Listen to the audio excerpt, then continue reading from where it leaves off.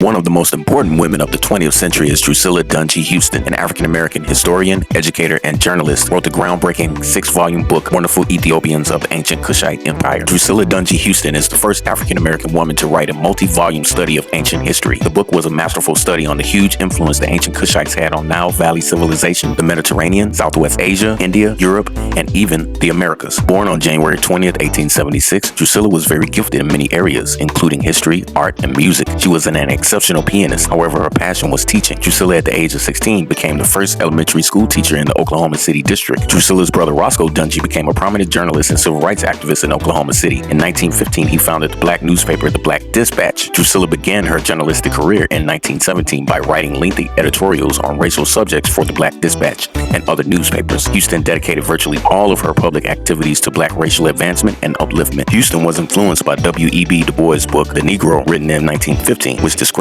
white racist notions that Africans had no history, and she decided to add her own contribution to African history. Despite receiving no funding and assistance from any major institutions, and also dealing with limited access to resources due to racial barriers, Houston researched and worked for over 10 years to compile what became her 6-volume masterpiece. Houston's book destroyed the notion that Africans had no history, and it not only challenged and disproved many of the historical lies and falsities that were being perpetuated by racist historians, but it also inspired and influenced a number of great African-American scholars and intellects who continued to build on the historical foundation Houston's book uncovered. Throughout her career, Drusilla Dunjee Houston continuously promoted education among black people, founding and supporting many schools and educational programs. She also continued her activism, writing columns for local black newspapers and supporting organizations that promoted racial upliftment. With the book Wonderful Ethiopians of the Ancient Kushite Empire, Mrs. Drusilla Dunjee Houston produced a work of art which has spanned generations and made a lasting impact and contribution to the liberation of the minds of African people globally. Drusilla Dunjee Houston